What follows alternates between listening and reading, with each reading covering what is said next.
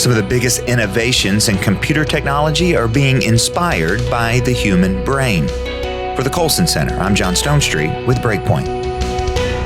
In a recent interview, Mark Zuckerberg was asked to fill out a captcha test to prove once and for all that he's not a robot.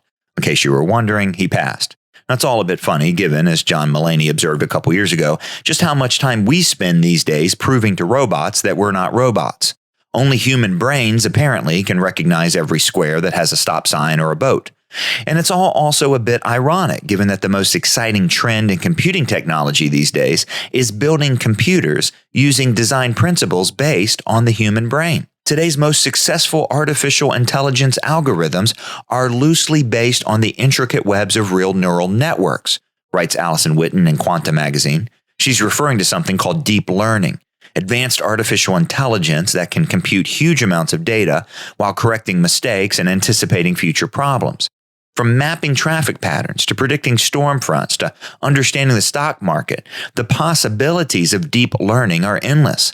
For years, though, there's been a major holdup. How do you keep it running? Deep learning requires so-called simulated neural networks, multiple layers of computers all crunching out the same problem. And unlike our highly efficient brains, Whitten explains, running these algorithms on computers guzzles shocking amounts of energy. The biggest models consume nearly as much power as 5 cars over their lifetimes. And now, after years of puzzling out how to make a system capable of running advanced AI, researchers have found a breakthrough source of inspiration: the human brain. Now, the secret lies in how the brain processes electronic data. Whereas digital communication is binary using ones and zeros, the brain's communication is analog using one continuous data stream.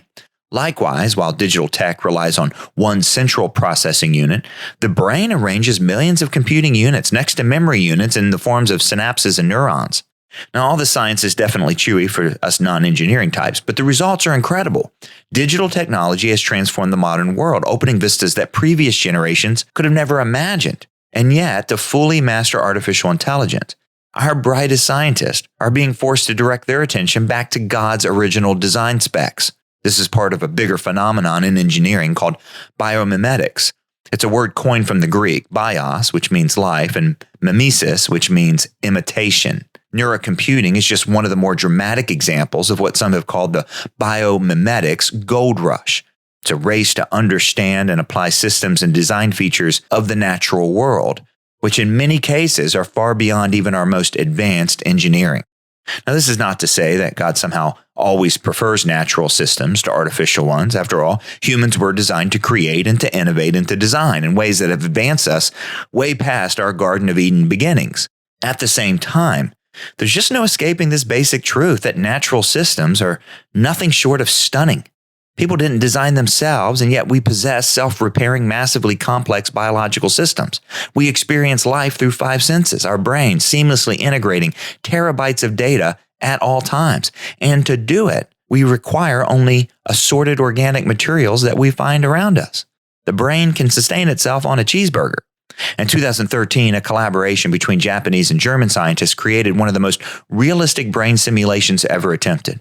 They used what was at that time the world's 4th largest computer, containing over 700,000 processor cores and producing an eye-popping 1.4 million gigabytes of RAM. The machine worked at top speed, crunched numbers for 40 minutes, and in the end, produced only 1 second of simulated brain activity. Technology has certainly advanced since then, but it still raises this fundamental question: how can this complexity in the natural world and the human person be explained? Darwinian naturalists are forced to punt to random genetic mutations, in the words of Bertrand Russell, accidental collocations of atoms, and a limitless supply of time and chance. But that doesn't allow them to escape the haunting question: how did the universe itself come into existence? How do the laws of physics perfectly align for our survival here? How can we account for the incredible amount of complex and specified information in biological systems, especially the human brain? And how can we explain the origin of the very first life from non-life? Look, Christians don't have to agree on every scientific detail to point to what is obvious. There's a designer behind all of this design. In other words, as Casey Luskin of Evolution News summarizes, where in our experience do language-based digital code, computer-like programming machines, and other high-information structures come from? They have only one known source: intelligence. For the Colson Center, I'm John Stonestreet with Breakpoint.